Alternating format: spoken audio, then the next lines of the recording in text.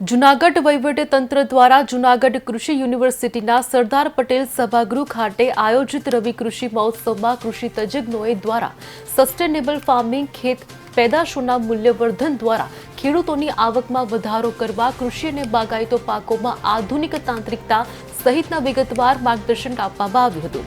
આ ઉપરાંત મોટી સંખ્યામાં ઉપસ્થિત ખેડૂતોએ જુદા જુદા કૃષિલક્ષી સ્ટોલ દ્વારા આધુનિક ખેતી પદ્ધતિનું પ્રત્યક્ષ માર્ગદર્શન મેળવ્યું હતું। મારું નામ જયેશભાઈ પ્રવીણભાઈ સોજિત્રા, મારું ગામ કેરાડા, તાલુકો જિલ્લો જૂનાગઢ। આજે રાજ્ય સરકાર દ્વારા રવિ કૃષિ મહોત્સવનું આયોજન થયેલ છે।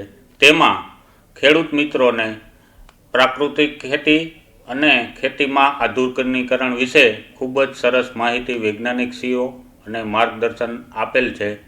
તે માટે રાજ્ય સરકારનો ખૂબ ખૂબ આભાર। અને ખાસ તો રાજ્ય સરકારે જે વિવિધ યોજનાઓ આપેલી છે તેમાં અમે તાર ફેન્સિંગમાં 9 હેક્ટરમાં 4 ખેડૂતોએ લાભ લીધેલો છે, જેની રકમ 2,47,000નો પેમેન્ટ ઓર્ડર આજે અમને મળી ચૂક્યો છે। એ બદલ રાજ્ય સરકારનો ખૂબ ખૂબ આભાર, જેથી કરીને અમારે રાતના ઉજાગરા હવે કરવા પડતા નથી અને અમે શાંતિથી સૂઈ શકીએ છીએ। મારું નામ પ્રવીણભાઈ લુણાગરિયા, મારું ગામ બિલખા।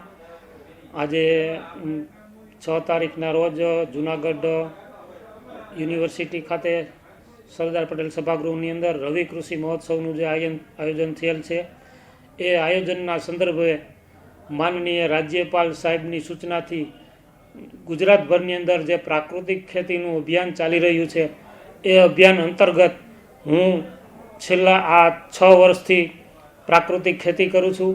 તેમજ મારે મોડલ ફાર્મ છે। મોડલ ફાર્મની અંદર મુખ્ય પાક સરગવો, હળદર તથા અન્ય શાકભાજી તથા મસાલા પાકોનું વાવેતર કરેલ છે। આ પાકનું હું અત્યારે મૂલ્યવર્ધન કરી અને બજારમાં વેચું છું।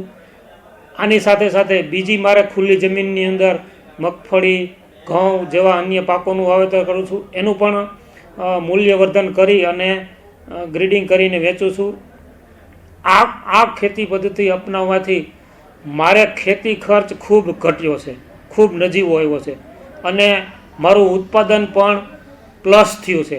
એટલા માટે દરેક ખેડૂતોને હું વિનંતી કરું છું આ રવિ કૃષિ મહોત્સવના સંદર્ભમાં કે દરેક ખેડૂતોએ કમસે કમ પોતાના પૂરતું 1 વીઘો 2 વીઘો જેટલું પ્રાકૃતિક ખેતી કરી ગાય રાખી અને આપણે આ ધરતી માતાને સમૃદ્ધ બનાવીએ, તેમજ આપણું આરોગ્ય સારી રીતે જળવાઈ રહે, એ માટે તમામ ખેડૂતોને હું પણ એક અપીલ કરું છું કે ખરેખર આવા મહોત્સવની અંદર આપણે લાભ લેવો જોઈએ અને આપણા માનનીય રાજ્યપાલ શ્રી જેમ અભિયાન લઈને ચાલે છે એમાં આપણે બધાએ સહકાર આપવો જોઈએ।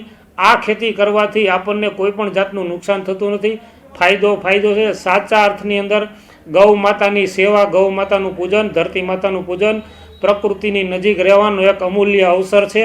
આ અવસરનો લાભ તમામ ખેડૂતોએ લેવો જોઈએ એવી મારી સૂચના છે। જય ગૌ માતા, જય ધરતી માતા।